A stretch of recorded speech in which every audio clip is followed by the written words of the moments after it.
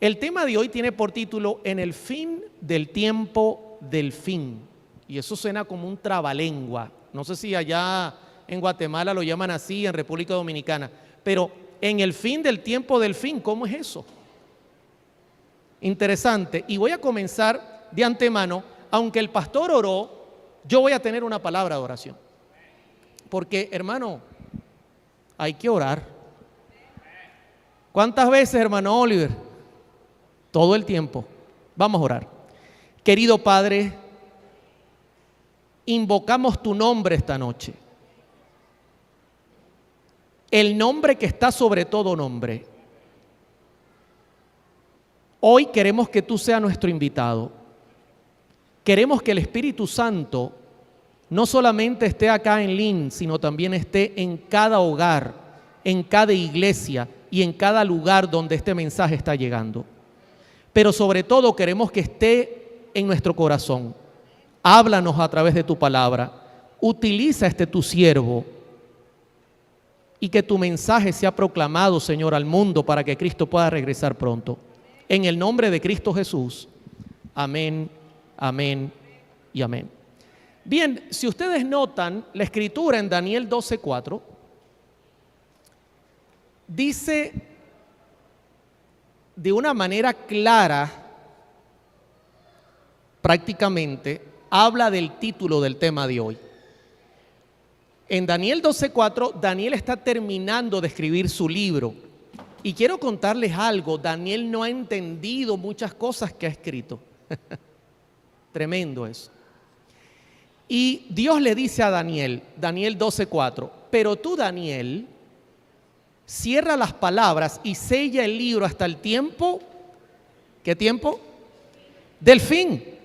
Muchos correrán de aquí para allá y la ciencia se aumentará. Son dos características que Dios le da al profeta Daniel. Y usted preguntará, usted que nos está visitando, usted que viene de otra iglesia cercana, preguntará, ¿de qué fin habla Daniel 12:4? Hermanos, el único fin que la Biblia presenta en estos términos es el fin de lo que hoy día se llama la vida en esta tierra.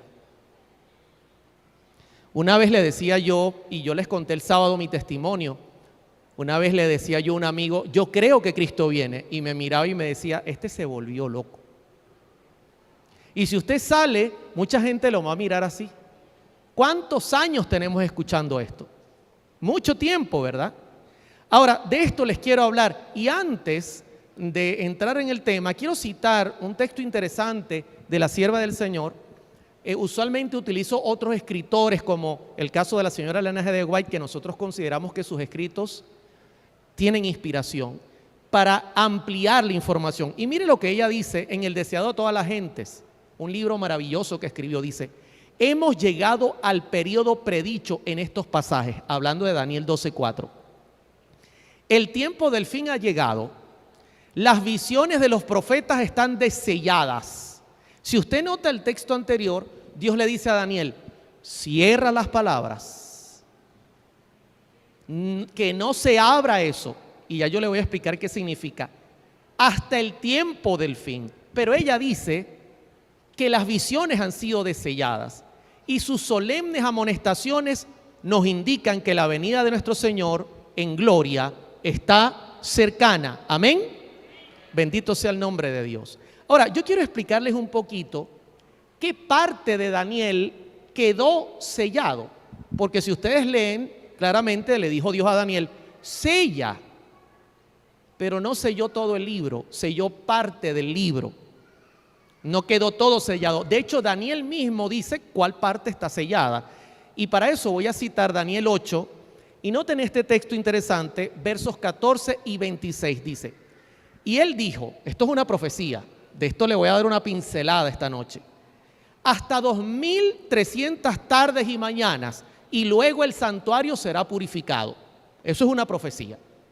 Va a ocurrir este evento y van a pasar 2300 tardes y mañanas. Pero mire lo que dice el 26. La visión de las tardes y mañanas que se ha referido es verdadera. Y tú guarda la visión. Porque es ¿para cuánto tiempo? para muchos días. Si usted nota, se le da una orden a Daniel de no de sellar, de no ampliar, sino de guardar la visión. Y quiero decirles algo. Durante todo el tiempo bíblico que las profecías de Daniel estuvieron en la Biblia, del capítulo 1 al 7 se entendía todo. En todo tiempo, si leían en los días de Jesús, del capítulo 1 al 7, entendían. Pero del 8 al 12 nadie entendía. Porque había una orden divina, no porque fuese difícil. Simplemente, hermano, con que Dios ponga su manita es suficiente para que nadie entienda. Y había un propósito. Y quiero explicarle un principio que es interesante. Cuando Dios da una profecía, escuche bien lo que le voy a decir porque es muy sencillo. Quizá la profecía sea para mucho tiempo, tengan que pasar 2000 años para que se cumpla. ¿Sabe cuándo se va a abrir y entender bien la profecía? Cerca de su cumplimiento. Es un principio bíblico. Ahora, mire esto interesante. En ese texto, Dios le dice a Daniel que la profecía va a tener un término de 2300 días. Pero hay otro principio bíblico que quiero compartir. Cuando la Biblia habla de profecía, un día es un año. Cuando habla de profecía. O sea que si son 2300 días, ¿cuántos años son? 2300. Y usted dirá, ¿y eso lo dice la Biblia, hermano Oliver? Si usted lee conmigo Números 14:34, es un principio bíblico. Conforme al número de los días, de los 40 días que reconocisteis la tierra, Dios le dice a los espías y a la gente que estaba allí, llevaréis vuestros pecados o iniquidades 40 años. ¿Un año por cuánto? Por cada día. ¿Nota el principio bíblico? Y conoceréis mi castigo. O sea que estamos claros, y quiero terminar este punto y preguntarles lo que siempre pregunto en mis temas. ¿Cómo vamos hasta aquí? ¿Han captado la introducción? Dios le dio un mensaje a Daniel. Luis, del capítulo 1 al 7, abierto. Del 8 al 12, sellado. Y Dios le dijo, no te preocupes, que se va a abrir cuando comience el tiempo del fin. ¿Del fin de qué? Que comience el tiempo que indica que va a haber un fin en el mundo. La gente correrá de aquí para allá y la ciencia aumentará. Y la profecía continúa, una profecía de 2300 años y nadie entendía nada. ¿Saben que esta profecía es una profecía emblemática en la Iglesia Adventista del Séptimo Día? Quiero decirle qué tan emblemática es.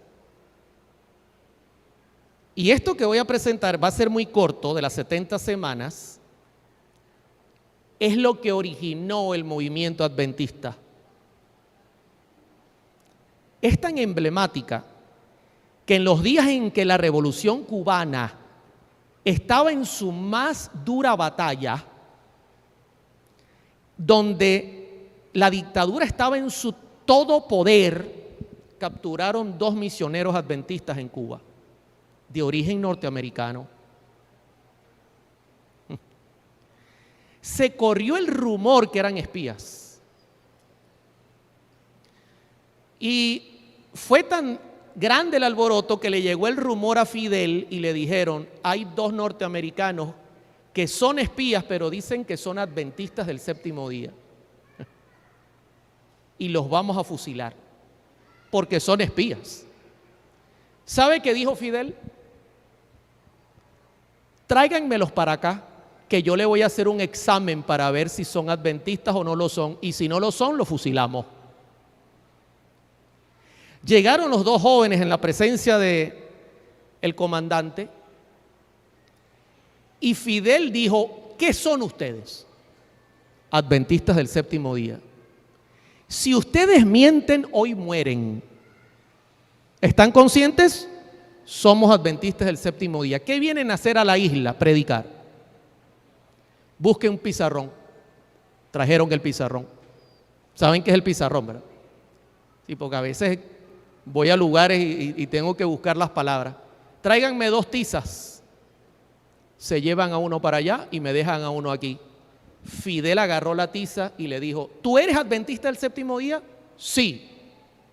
Explícame las 70 semanas de Daniel con todos los detalles. Si tú lo explicas, lo dejan libre.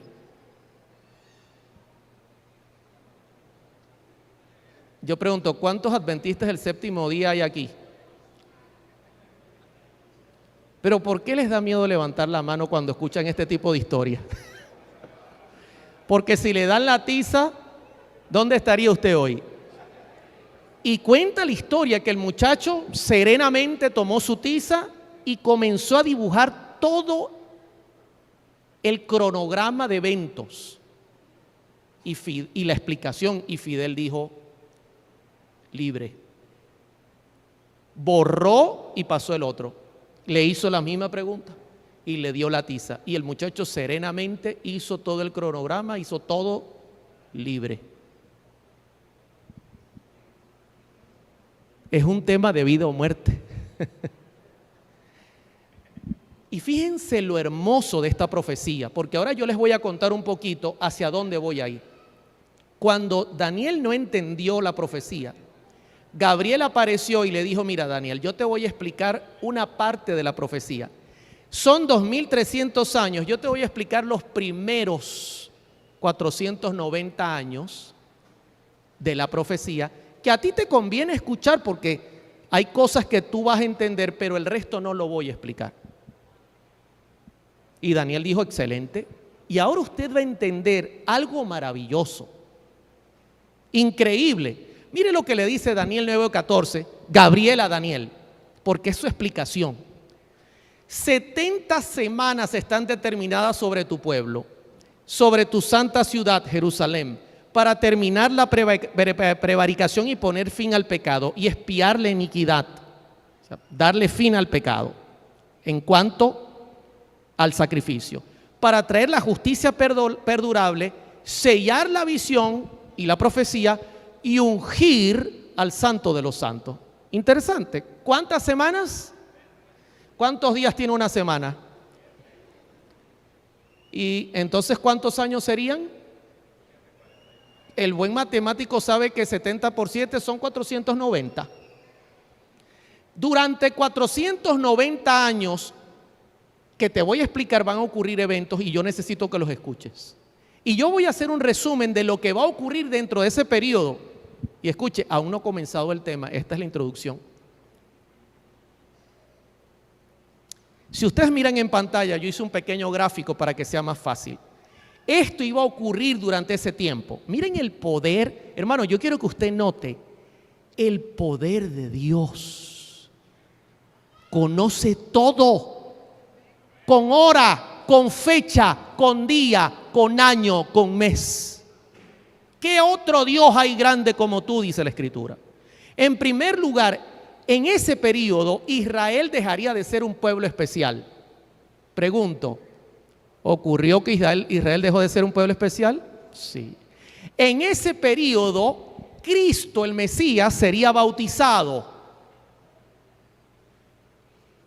En esos 490 años. Además, matarían al Mesías. Y además, Dios llamaría a otro pueblo, a los gentiles, para predicar el evangelio. 70 semanas. Ahora, yo imagino a Daniel y allí parado y le dice, ¿y desde dónde comienzo a contar? ¿Es importante cuándo comienza la profecía, sí o no? Lógico. La señora quiere que se lo diga cuando venga dentro de 20 años. Ahora, dice la hermana. Amén, gloria a Dios.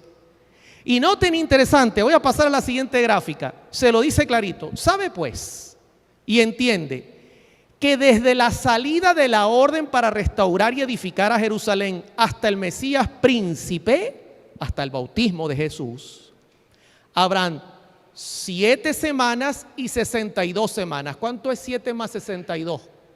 69.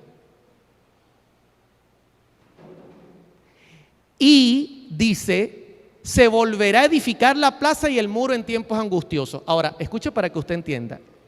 Desde que el reino que estaría de turno diese la orden vuelvan los judíos a reedificar Jerusalén, comenzaría a contarse el tiempo. El reino de turno era Medo-Persia. Hubo 3 decretos para que fueran a Jerusalén, pero fue en el tercero que se hizo efectivo. O sea que si usted conocía la profecía, usted podía mirar, dieron la orden, ¿qué día es hoy? 21 de qué. Y a comenzar a contar. ¿Capta la idea? Interesante, interesante. Y quiero mostrarle porque esto se cumplió perfectamente y quiero que lo mire en la pantalla. Aquí tengo el gráfico. Según la historia, comprobado por la arqueología, la teología, en el año 457 antes de Cristo, se dio la orden. Ahora, yo lo único que tenía que hacer era contar 7 más 62 semanas, me da 69, por 7 me da 483 años. O sea, desde aquí cuento 483 años y ese día me acerco al Jordán y va a pasar algo. ¿Qué va a pasar? Va a aparecer Jesús y Juan va a decir, este es el Cordero, hay que bautizarlo. Y cuando Jesús se acercó, no, yo no tengo ni siquiera cómo te voy a desatar yo los zapatos, yo soy indigno. Increíble lo que hacía la profecía. ¿Ven la capacidad de Dios? Mucha gente me dice, hermano, ¿cómo supieron los reyes que venían del oriente que se acercó la fecha del Mesías? No crean que fue suerte. ¿Cómo Zacarías y Elizabeth tenían la premonición de que vendría el Mesías? Hubo gente que comprendió los tiempos y se cumplió a la perfección. Pero apenas estos son 2 eventos, aún falta, mis hermanos. Y quiero que noten, porque esto es interesante. Luego dice la profecía, y después de las 62 semanas, recuerden que son 7 más 62 de 70. ¿Cuántas semanas nos quedan? Una. 7 más 62, 69. ¿Y cuántas semanas son? Nos queda una semana. Y después de las 62 semanas, se quitará la vida al Mesías. Interesante. Pregunto, ¿después del bautismo de Cristo, un poquito después le quitaron la vida a Cristo? Pero no le está diciendo exactamente cuándo todavía. Mas no por sí el pueblo de un príncipe que ha de venir destruirá la ciudad. Va a haber una destrucción. Recuerde que Israel dejará de ser el pueblo escogido. Y su fin será con inundación. Hasta el fin de la guerra durarán las devastaciones. Y ahora escuche lo que voy a presentar, porque ahora le va a indicar el año. Yo pregunto, ¿hay que tener la sabiduría de Salomón para entender esto? No hace falta hacer una cosa del otro mundo. Queda una semana. Y por otra semana confirmará el pacto con muchos. Esa es la semana que nos queda. Pregunto, ¿cuántos días tiene una semana? ¿Saben qué año bautizaron a Jesús? En el año 27. ¿Sabe cuántos años tenía? 30. Cuando lo bautizaron. Y la profecía dice, a mitad de la semana, en tiempo, ¿cuántos años es la mitad de la semana en tiempos proféticos? 3 días y medio. Por año, 3 años y medio. A mitad de la semana, hará cesar el sacrificio y la ofrenda. Y es increíble, mis hermanos, que en el año 30 y medio, Cristo es asesinado. ¿Está viendo todo lo que arroja la profecía? ¿Sabe que la profecía arrojaba el día de la muerte de Jesús? Y usted dice, ¿cómo, hermano Oliver? Tenía que morir el día de la Pascua. El 14 de Nisan, según el calendario judío. ¿Sabe que arrojaba la hora de la muerte? 3 de la tarde. Se sabía todo.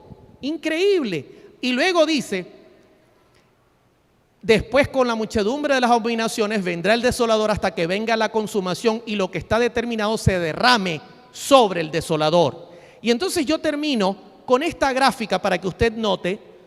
Si usted nota, son 4 pasos. Comienza la reedificación del templo, comienza a correr la profecía. Bautizan a Cristo, pasan 7 más 62 semanas, 69 semanas, 483 años. Queda una semana, a mitad de la semana, matan al Mesías. Y al final, lo que cierra la profecía es el año 34, nos quedan 3 años y medio, cuando apedrean a Esteban. Y si usted lee Hechos de los Apóstoles, de ahí en adelante el evangelio pasa a los gentiles, toda la profecía completa. Pero hay un problemita, hermano, y escuche, todavía estoy en la introducción, pastor, no se ponga nervioso. No se pongan nerviosos. Los que están en internet, mantengan la calma. Pero hay un problemita. ¿Cuántos años duraba toda la profecía completa? ¿490 años o 2.300 años? 2.300. O sea que nos están quedando ¿cuántos años todavía libres? Unos cuantos. Y quiero que lo miren en la gráfica. 2.300 años. Yo le voy a quitar los 490 que ocupa la primera parte y nos quedan libres 1.810 años. Si la profecía terminó en el 34 después de Cristo y yo le sumo los otros 1.810 años, ¿a qué año llegamos? ¿A qué año llegamos? Hermano, acá a mí me dijeron que en Estados Unidos hay libertad de expresión. Quizás en Venezuela no tanto. En Cuba menos todavía. ¿A qué año llegamos si yo sumo del 34, 1810? Díganlo duro. 1844. Óigeme, qué fenómeno. Y no olvide lo que dijo Daniel. ¿Qué iba a ocurrir cuando se desellara la profecía? ¿Qué tiempo iba a comenzar? ¿El tiempo del? Correcto. Ahí lo tiene en pantalla. Ahora sí comencé el tema. Porque yo quería que usted entendiera, mi querido hermano que está en sintonía, que mira a través de la cámara y el que está presente, les tengo una noticia. El tiempo del fin ya comenzó. Y creo que estamos muy adelante.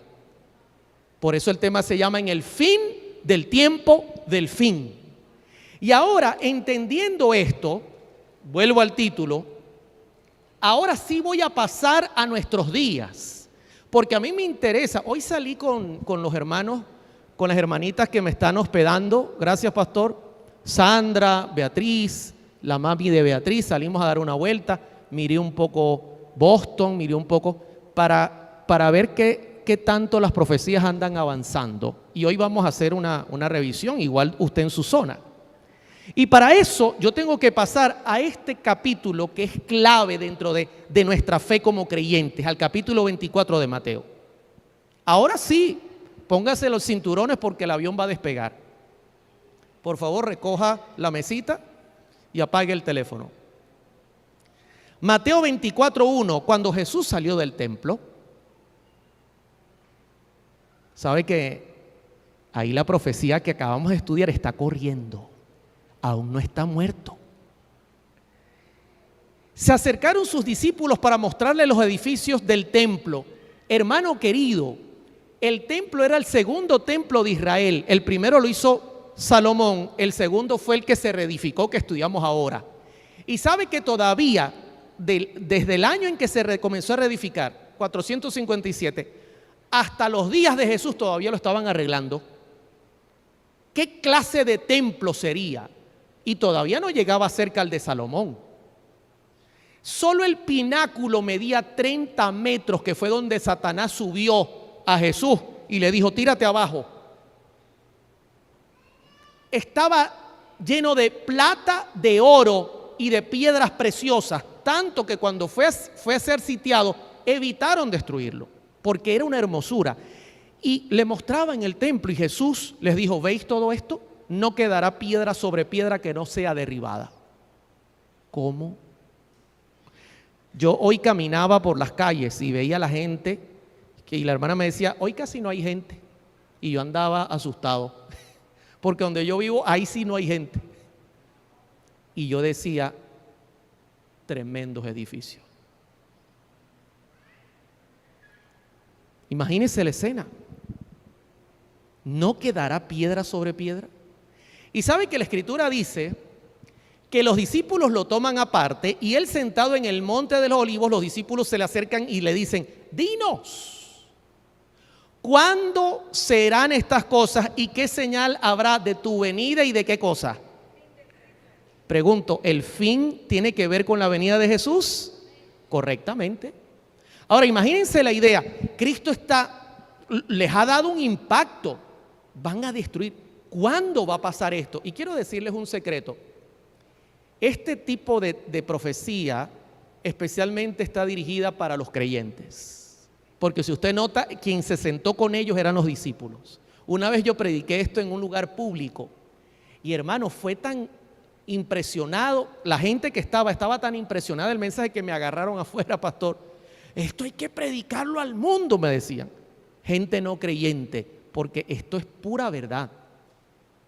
Ahora, tengo una noticia.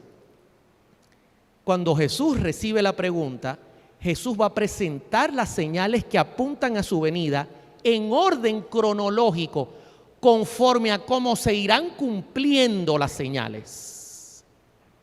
En el orden exacto.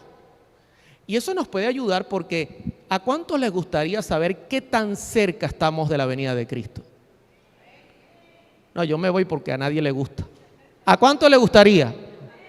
¿Les gustaría saberlo?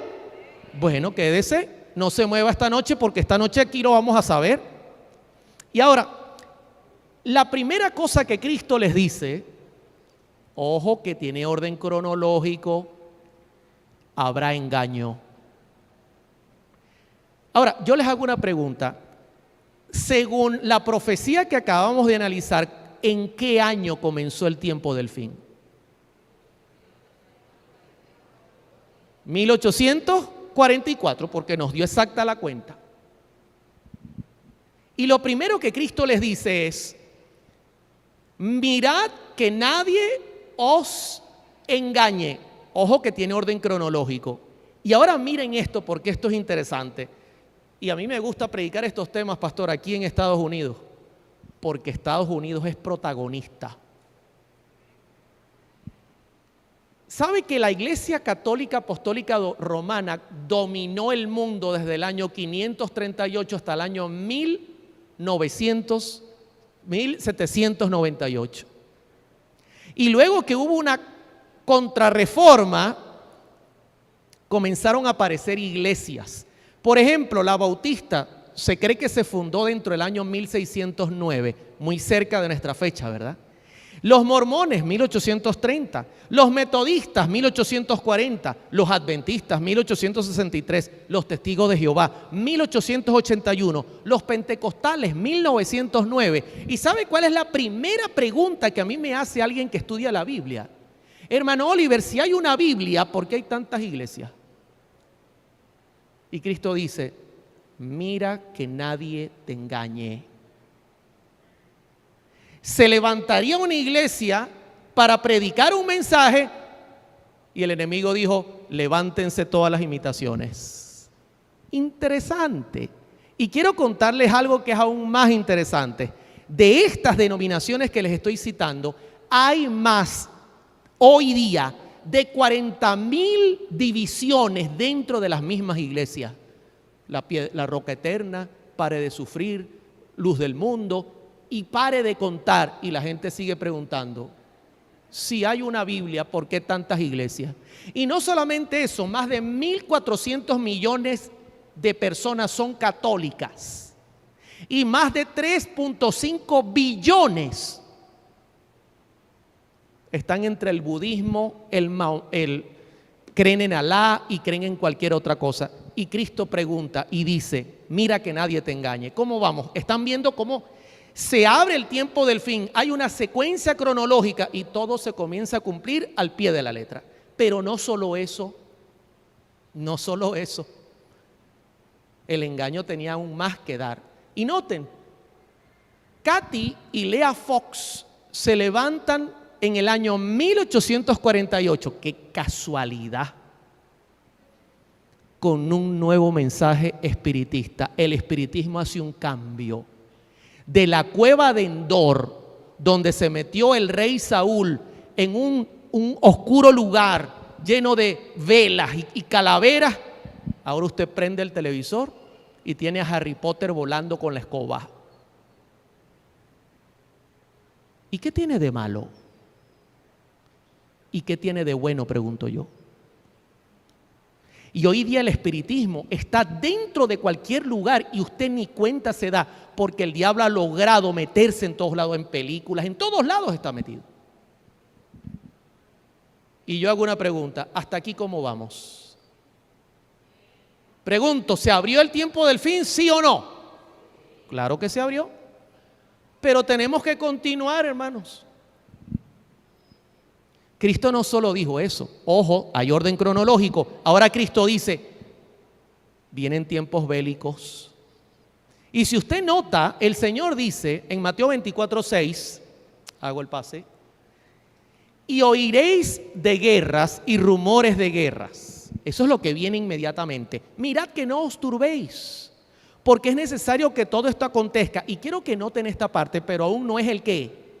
No se asuste, ¿no? Que Rusia está peleando con... No se asuste por eso. Estas señales no indican necesariamente que estamos llegando. Habrán otras. Y usted dirá, hermano Oliver, ¿ustedes quieren que yo les hable de las guerras y los rumores de guerra? Gracias en el Señor, el mundo hoy día es un mundo pacífico. Miren el orden cronológico, hermanos. Qué coincidencia que la Primera Guerra Mundial explota en el año 1914 al 1919. Coincidencia que las religiones se dispararon un poco antes. Y qué interesante, que de hecho fue una gran sorpresa la Primera Guerra Mundial, que la segunda ocurre en el año 1939 al 1945. Murieron millones de gentes. De hecho, mi familia fue a Venezuela porque Grecia quedó destruida. No había nada que hacer. Mi tía me cuenta que en medio de la Segunda Guerra Mundial, atrincherada por los alemanes, ¿saben qué comían? Conchas de naranja. Eso era lo que había para comer. ¿Coincidencia? Quiero que vean esta cita interesante del conflicto de los siglos. Dice, Satanás sumirá entonces a los habitantes de la tierra en una gran tribulación final, como los ángeles de Dios dejen ya de contener los vientos violentos de las pasiones humanas. Todos los elementos de contención se desencadenarán. El mundo entero será envuelto en una ruina más espantosa que la que cayó antiguamente sobre Jerusalén. Si ustedes notan, hay una conexión. A mí me sorprende porque yo miro las noticias de lo que está ocurriendo entre Rusia y Ucrania, y usted mira ciudades que estaban normal y hoy día es poco de ruina. Hermano, las profecías se están cumpliendo perfectamente. Y usted dirá, hermano Oliver, ¿y esto irá menguando o aumentando? Aumentando, no menguando. Pero si usted nota, hay un orden cronológico en las profecías. Todo se viene cumpliendo cronológicamente. Ahora, les hablo de las pestes, les hablo del hambre y de los terremotos. ¿Están viendo el orden cronológico? Engaño, guerra. Y pregunto, ¿se acerca nuestro año 2022? Sí. Y pregunto, ¿las profecías están cumpliéndose? Sí. Tremendo, mis hermanos, esto es increíble. Dice Mateo 24:7, y habrá pestes y hambres y terremotos, ojo, en todos los lugares, en diferentes lugares. Yo quiero decirle que en la misericordia divina las señales no van a ser en todo lugar, sino en algunos lugares. En algunos lugares hay guerra, en algunos hay pestes. Hoy día tuvimos una en todo el mundo que todavía no ha terminado. Hay hambre en muchos lugares. Hoy yo caminaba por acá, por Boston, y veía lo que ustedes llaman los homeless. tanta gente. Me impresioné. Y usted nada, porque en Venezuela no hay. Así no he visto, sinceramente, pero en Venezuela el hambre, usted no tiene idea, el hambre que hay en Venezuela. Hay gente que solo tiene para comer espagueti, arroz,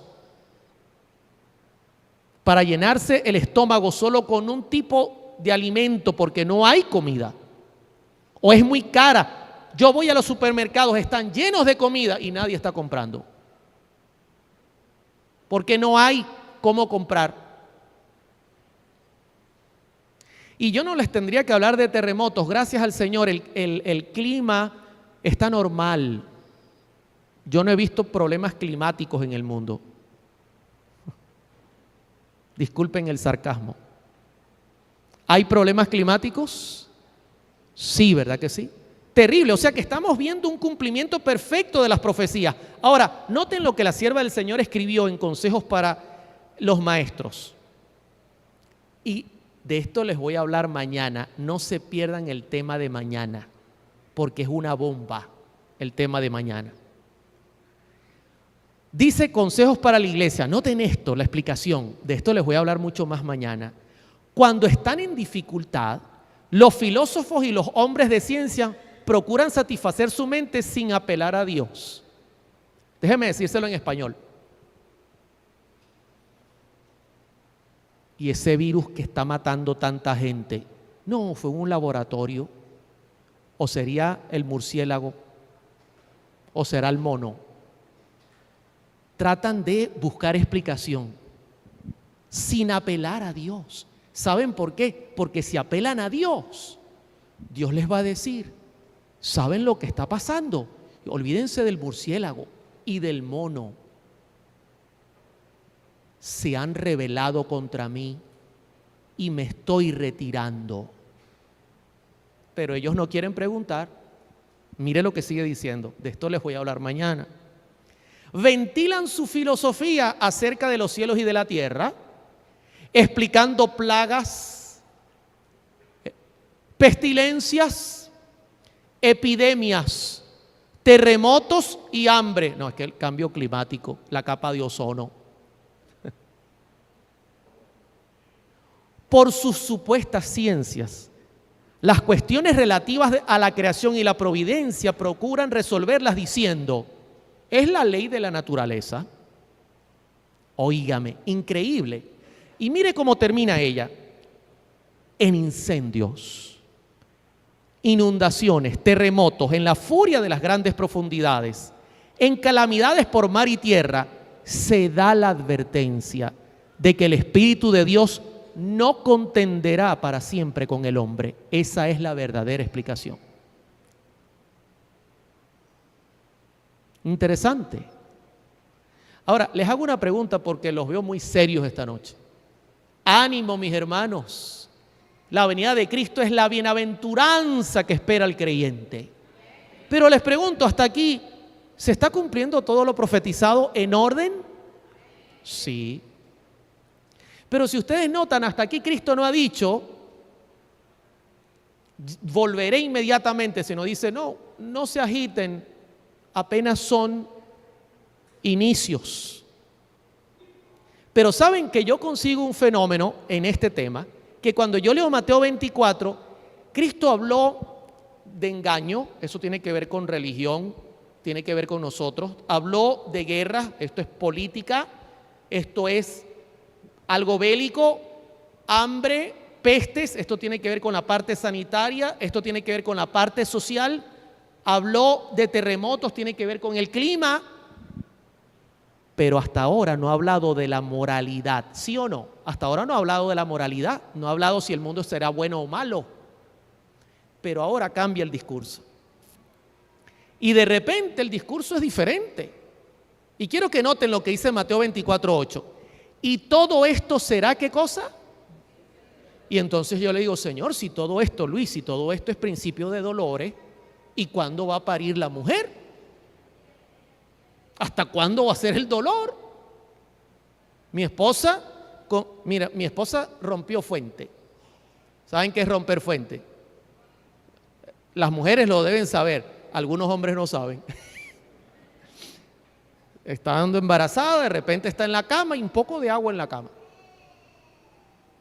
Mi amor, no te dio chance de ir al baño. Yo ni sabía qué era. Y este poco de agua ya había roto fuente, tenía los 9 meses. Ay, Señor, yo me había leído un libro, hermano. ¿Qué hacer cuando la esposa va a dar a luz? Leí todos los 9 meses el libro y cuando mi esposa me dijo rompí fuente, se me olvidó todo. ¿Sabe de qué me acordé? 0800 mamá. De una vez, mamá, Mari rompió fuente. Y yo le preguntaba, Mari, ¿te duele? Porque claro, dolores de parto. No. Camino al hospital, ya yo sentía el dolor. ¿Y usted por qué? Porque me agarraba la mano y me la apretaba con las uñas, me las clavaba. ¿Te duele? Los dolores iban de menos a más. Y pregunto, ¿cómo van las señales?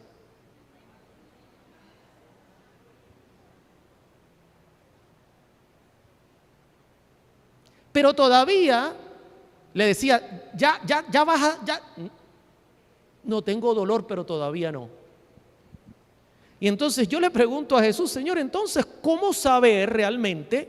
Porque si es por guerra, hermano, aquí a guerra ha habido mucho tiempo. Pestes, hambre, de hecho hubo una peste terrible que en Europa mató en los años 1900 a mucha gente. Pero ahora hay un cambio en el discurso. Y quiero que noten esto, porque aquí usted lo va a leer. Yo no estoy inventando nada. Mateo 24:37. Mas como en los días de Noé, todavía no vengo. Apenas son dolores de parto. Dice así, lea conmigo. Así será. Dice así será la venida del Hijo del Hombre. Pregunto, ¿hay un cambio o no hay un cambio en el discurso? Claro que hay un cambio. Antes dijo, si tú ves guerra, no te agites, tranquilo. Van a haber guerra. Y Señor, y hambre también va a haber. Entonces vas a venir. No, tranquilo. Pero ahora dice, así será. Hay un cambio en el discurso. Y entonces yo me hago la pregunta, ¿y qué pasó en esos días? Y si ustedes leen conmigo, Cristo añade, porque como en los días antes del diluvio estaban comiendo, bebiendo, casándose, dándose en casamiento, hasta el día en que no entró en el arca y no entendieron. ¿Sabe que aquí hay un corte de gracia? Porque Noé predicaba y decía, viene un diluvio, viene un diluvio. No, estás loco, viene un diluvio, viene un diluvio. Y muchos dirían, bueno, cuando veamos las primeras gotas, nos metemos al arca. Escúcheme, Dios le dijo a Noé, te he visto solamente a ti justo. Entra tú y tu familia. Entraron los 8, Jehová cerró la puerta.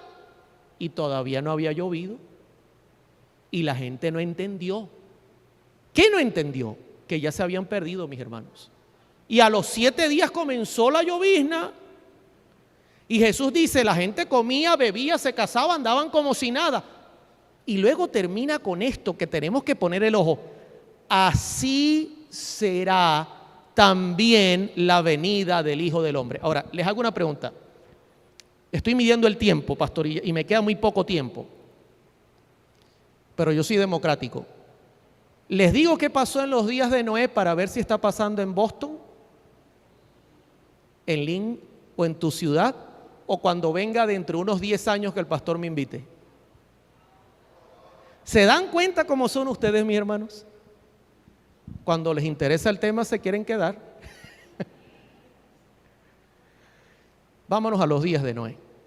Dice Génesis 6:5, y vio Jehová que la maldad de los hombres era mucha en la tierra, y que todo designio de los pensamientos del corazón de ellos era continuamente solamente el mal. ¿Sabe qué es lo peligroso de este pasaje?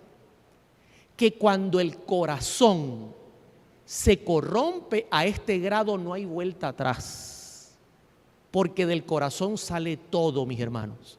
Pero qué tan mala era la gente en los días de Noé, para que Dios dijera, no puedo más. Y sabe que la única manera de saberlo es conocer qué ocurrió después de Noé. Y yo solamente le voy a contar un pedacito de lo que ocurrió después que salieron del diluvio, que salieron los hijos. Dice la Escritura, Génesis 9:20, después comenzó Noé a labrar la tierra, plantó una viña y bebió del vino y se embriagó y estaba descubierto en medio de la tienda. Noé estaba acostumbrado a sembrar su vid, a preparar su jugo y escúcheme, en un mundo antes del diluvio el clima era perfecto, los árboles eran hermosos y el jugo de vid no se fermentaba como se fermentó después del diluvio, donde todo cambió. Así que Noé se acostumbró seguro a hacer su juguito y cuando se lo fue a tomar se fermentó y estaba embriagado. Para colmo quedó prácticamente desnudo, descubierto, y Cam, padre de Canaán, vio la desnudez de su padre y lo dijo a sus dos hermanos que estaban afuera: mira, papá está desnudo. Mira, vio. Y ahora note esto interesante. Y entonces Sem y Jafet tomaron la ropa y la pusieron sobre sus propios hombros. Y andando hacia atrás, cubrieron la desnudez de su padre, teniendo vuelto sus rostros. Así no vieron la desnudez de su padre. O sea, sus otros dos hermanos cubrieron a su padre, lo guardaron. Y después que despertó Noé de la embriaguez y supo lo que había hecho su hijo más joven, no sabemos lo que hizo. No sabemos, no lo dice. Pero lo que me asusta es lo que ocurre después. Porque cuando Noé despierta, dice: maldito sea Canaán. Y escúcheme bien, quien vio la desnudez del padre fue Cam.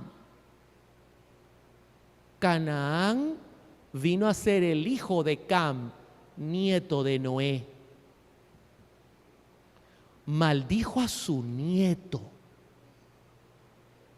Pero qué tan feo fue lo que pasó. A mí me gusta y siempre me encanta porque esta señora da una luz maravillosa al estudiar la Escritura. Mire lo que dice la sierva del Señor en cuanto a la escena. El monstruoso crimen de Cam. Óigame, ¿qué nombre le puso? Algo pasó, mis hermanos, no sabemos, pero algo fuerte pasó, monstruoso. Demostró que hacía mucho que la reverencia filial había desaparecido de su alma y reveló la impiedad y la vileza de su carácter.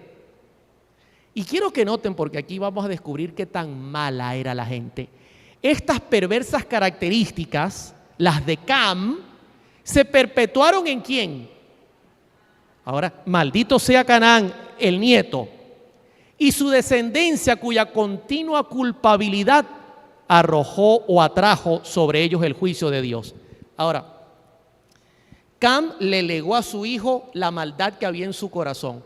Y Cam vivió en los días del diluvio, así que si sabemos cómo era Cam, vamos a saber qué tan malo era el mundo antes del diluvio. ¿Quieren conocer a la familia de Cam? Porque en sus descendientes quedó estampado su carácter. Mire lo que dice la Escritura. Les voy a presentar a la familia. Y Canaán engendró a Sidón, su primogénito, a Het. Y fue el territorio de los cananeos desde Sidón en dirección de Gerar hasta Gaza y en dirección de Sodoma y Gomorra.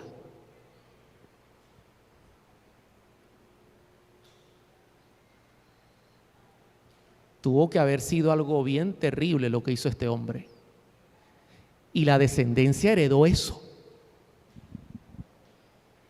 Sodoma y Gomorra, imagínense. No es cualquier cosa en la Biblia. Pero voy a terminar el tema contándoles algo. En Lucas 17 Jesús está dando el mismo sermón de Mateo 24 y Jesús usa la misma expresión. No olvide que el mensaje fue: guerra, todavía no es el fin. Hambre, todavía no es el fin. Terremoto, tranquilo. Pero como los días de Noé.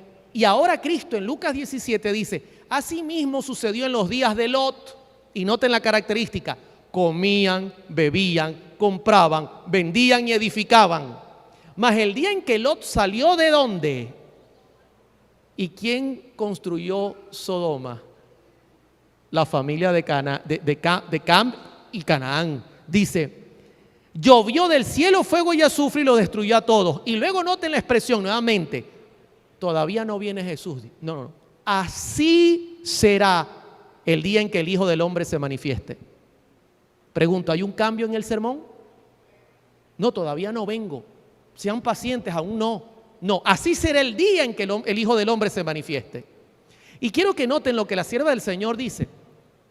La glotonería, comían y bebían.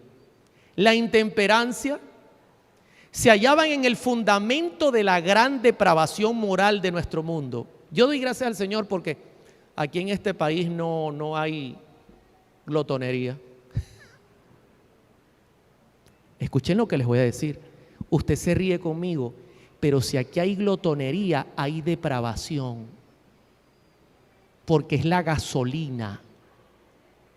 ¿Está entendiendo? Y mire ahora lo que ella dice. Satanás está consciente de esto y nosotros no.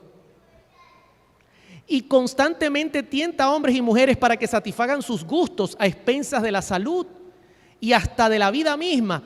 Y este estado de disipación es una de las evidencias sobresalientes de la pronta terminación de la historia de esta tierra. Tremendo, tremendo. Y entonces entran dos ángeles a Sodoma. Lot está a la puerta de la ciudad. Señores, ¿para dónde van ustedes? A la plaza. ¿A la plaza? Sí. ¿Y qué van a hacer en la plaza? A dormir. Imagínense que yo llegue a la casa de la hermana Sandra y hermano, ¿para dónde va usted? A la plaza. ¿A qué plaza? La plaza ahí en Boston. ¿Y qué va a hacer ahí? A dormir.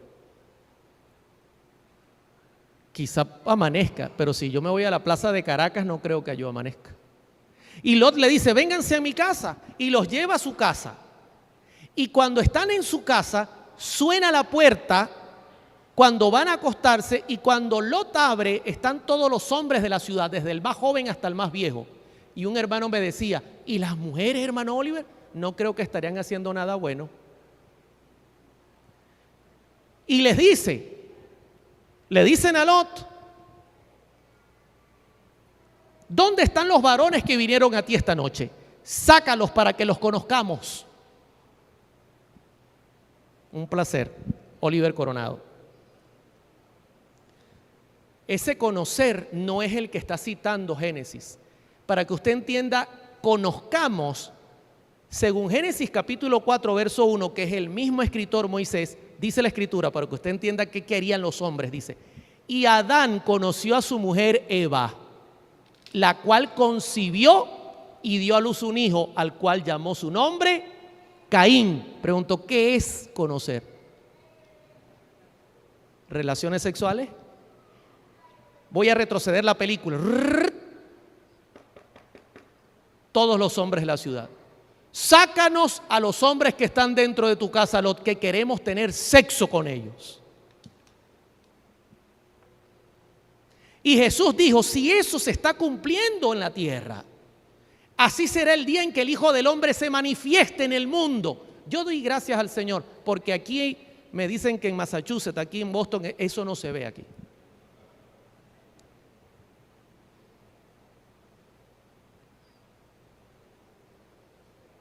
De hecho, me dijeron que este fue el primer estado que aprobó el casamiento homosexual, ¿es correcto? Hermanos, ¿sabe lo que yo estoy diciendo? Lo que estoy diciendo es muy serio, porque el Señor cambió el discurso y dijo, no voy. De hecho, ¿sabe lo que dijo Billy Graham? Billy Graham dijo, si Jesús no viene en nuestro tiempo, tendrá que pedir perdón a Sodoma y a Gomorra. Queridos hermanos, estamos en los últimos días del tiempo del fin. Las profecías se han ido cumpliendo perfectamente en el orden que Cristo las presentó. Pero ¿saben qué me llama la atención? Yo le decía hoy a la hermana, me siento raro acá caminando con esta gente y viendo tantas cosas. ¿Y sabe cuál es la diferencia? Que donde yo estoy no veo tantas cosas como estas. Y mi mente no está acostumbrada, pero ustedes sí. Nos han adormecido con un cuentagotas. Mire lo que dice la sierva del Señor. La sensualidad irrefrenada, la enfermedad, la degradación consiguiente, que existían en tiempos del primer advenimiento de Cristo, existirán con intensa gravedad antes de su segunda venida. Cristo declara que la condición del mundo será como en los días anteriores al diluvio. Y como en tiempos de Sodoma y Gomorra. Pregunto, ¿se está cumpliendo? ¿Sí o no? Hermanos, por amor al Señor, despiértense, ¿sí o no? Claro que sí. Delante de nosotros, dice, todo intento de los pensamientos del corazón será de continuo solamente el mal. Pero quiero terminar diciéndole algo que es maravilloso.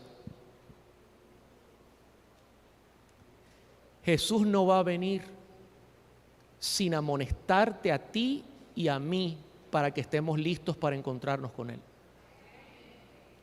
Sí, Señor. De esta señal les voy a hablar mucho más dedicado el sábado.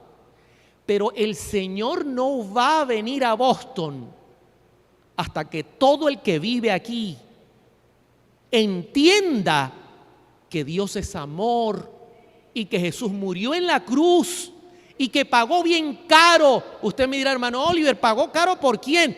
Por los homosexuales que están afuera, por la gente que está con la agenda de la homosexualidad y la igualdad de género. Cristo pagó caro por ellos, mis hermanos. El cielo hará lo imposible para salvar a todos, borrachos, indigentes, a los malos. El Señor hará lo que tenga que hacer. Y este mensaje va a ser predicado, o sea, por usted o por mí, pero el Señor lo va a hacer. ¿Está entendiendo lo que estoy diciendo? Y usted dirá, ¿y cómo lo sabe? Porque la Escritura también señala que en ese mismo sermón Cristo dijo, y será predicado este evangelio del reino en todo el mundo, por escrito. ¿Por escrito? Hoy leí, cuando abrí, leí una nota que me ablandó el corazón, porque a mí me gustan los perritos. Tengo 2 Doberman, que son mis guardaespaldas allá, el perro Doberman, y tengo una pequeñita que es la malcriada de la casa.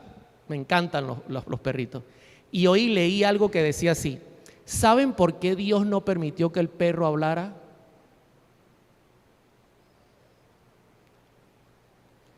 Para mostrarle al hombre que el cariño se demuestra. Queridos hermanos, el evangelio se va a predicar por testimonio. La iglesia tiene que tener un reavivamiento, tiene que tener un renacimiento a tal poder que las naciones enteras escucharán la voz de Dios y mirarán el rostro de Cristo reflejado en su pueblo. Bendito sea el nombre de Dios. Y termino con la amonestación porque claramente dice Mateo 24:33, así también vosotros cuando veáis todas estas cosas. Pregunto, ¿todo lo que he nombrado se está cumpliendo?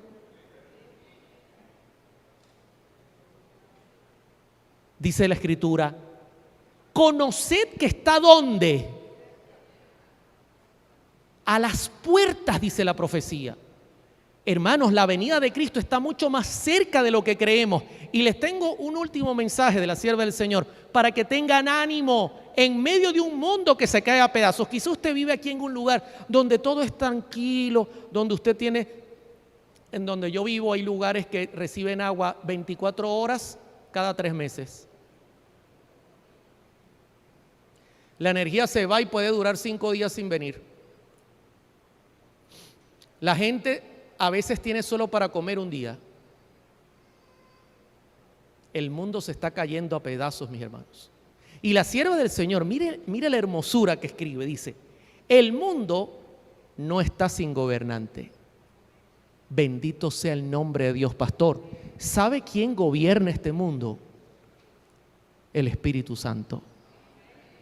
Por eso estamos hoy aquí vivos. El mundo no está sin gobernante. El programa de los acontecimientos venideros está en las manos del Señor. La majestad del cielo tiene a su cargo el destino de las naciones, como también lo que concierne a su iglesia.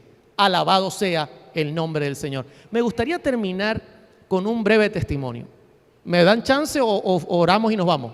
ustedes mandan. Yo soy democrático. Venezuela es democrático, todos somos democráticos. Democráticos en el sentido, no demócratas, democráticos, o sea, manda la mayoría.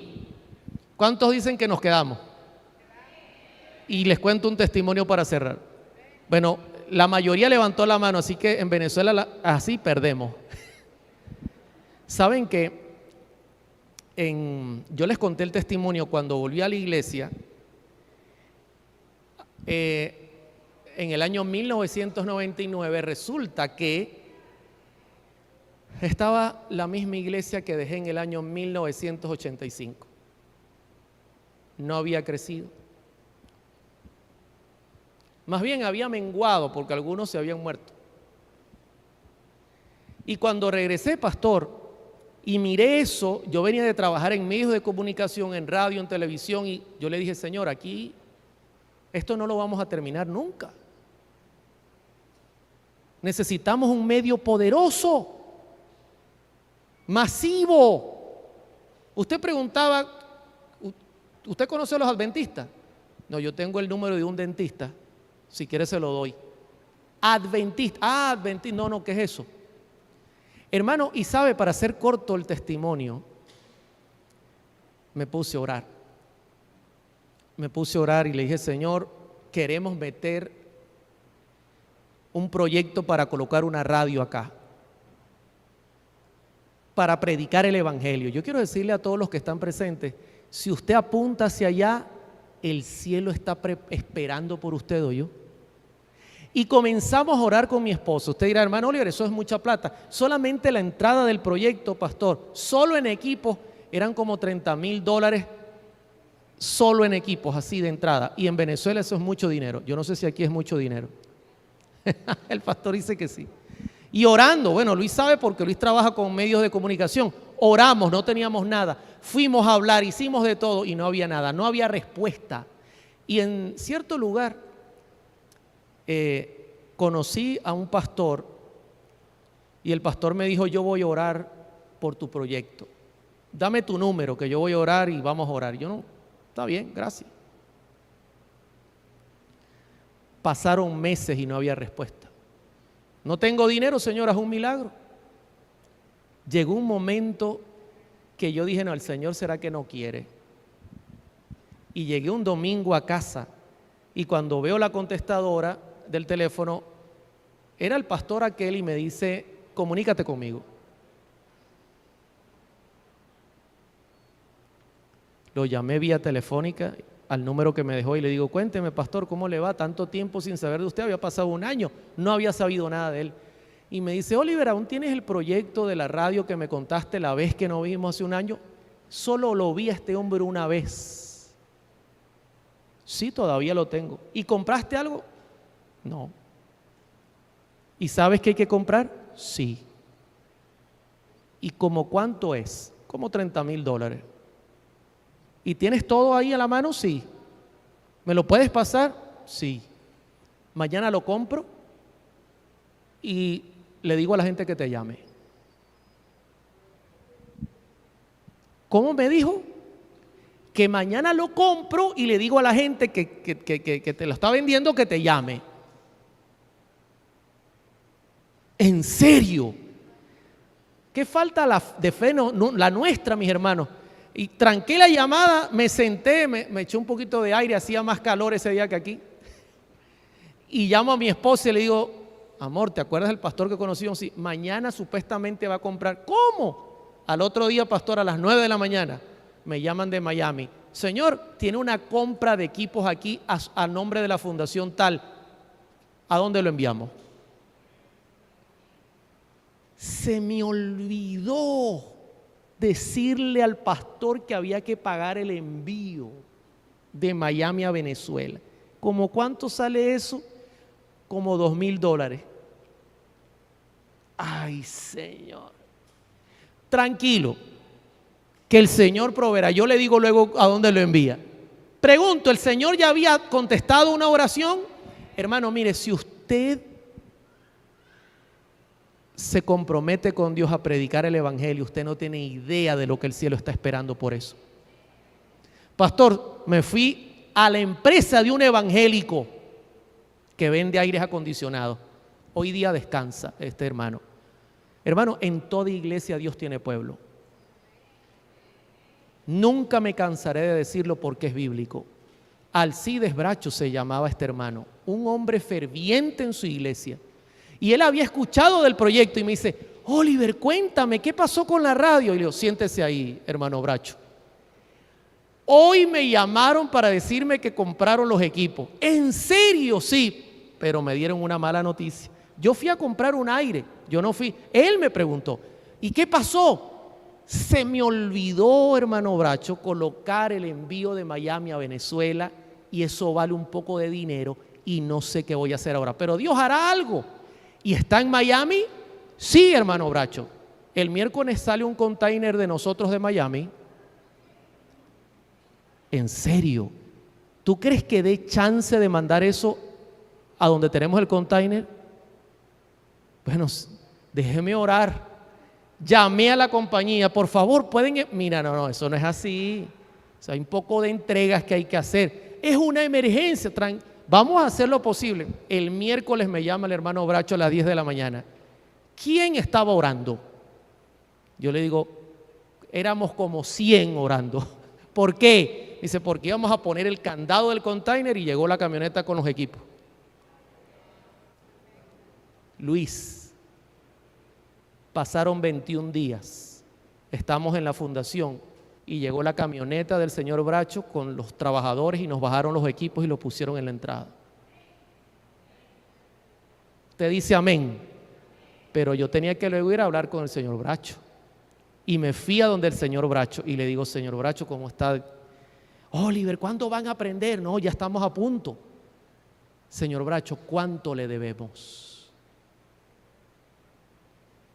Y esto nunca se me olvidó. Me dijo, porque es que ese lenguaje para nosotros es un poco raro. Me dijo: ¿me vas a robar la bendición? Disculpe, no entendí qué me dijo. ¿Tú me vas a robar la bendición? Bendito sea el nombre de Dios. Hermano, el proyecto comenzó con una, pero Dios me dijo: tú sí eres corto de mente. Al año abrimos la segunda, a los 2 años abrimos la tercera, a los 5 años la cuarta, a los 8 años la quinta, a los 9 años la sexta, y hoy, luego de 20 años, hay 7. Y luego en 2012 el estudio de video, porque las redes sociales explotaron. Hermano, el Señor va a cumplir su promesa. El mensaje tiene que llegar al mundo. Los pecadores tienen que escuchar el mensaje y buscar al Señor. Su pueblo tiene que despertar. Y yo pregunto en esta noche: ¿quiénes de los presentes quieren estar preparados para ese día? Bendito sea el nombre de Dios, alabado sea su nombre. ¿Se pueden colocar de pie para que oremos? Bendito sea el nombre de Dios, mis hermanos. Oremos. Querido Padre, quiero darte gracias, Señor, porque hoy nos hemos sentado en la silla de los alumnos de nuestro Señor Jesucristo y Él nos ha hablado a través de su palabra. Hemos visto que las profecías se han cumplido perfectamente. Tu venida está a las puertas.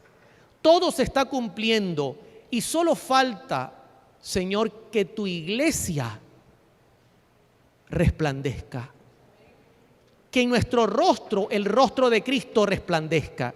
Y cuando llegue ese momento y todos seamos misioneros en este mundo y seamos verdaderos discípulos, entonces el mundo conocerá tu amor y podrán tomar su decisión y tú podrás venir. Derrama sobre nosotros tu espíritu. Bendice a los hermanos y visitas que están en este lugar. Y gracias por tu palabra. Gracias, Señor, en el nombre de Cristo Jesús. Amén, amén y amén. Dios les bendiga, hermanos. Pueden sentarse. El Señor les bendiga. Mañana no se pierdan el tema porque va a estar muy bueno. Les esperamos.